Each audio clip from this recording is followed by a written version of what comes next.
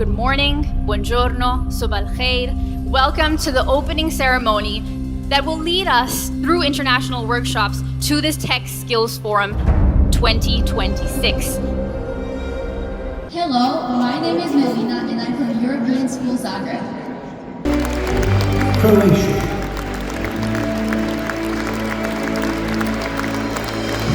In the beating heart of Egypt's new administrative capital.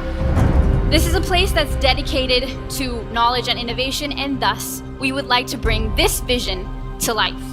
Because this forum is not simply an event, it's a statement. Carpi, Italy, we have Institute From Fanti. Curtea, Romania, From Zagreb, Croatia. This is why we are here. Because the Mediterranean is not simply a sea, it's one of the great educational, cultural, and human crossroads of the world. School capable of preparing young people not only for a job, but for citizenship. Not only for work, but for leadership. Not only for success, but for responsibility.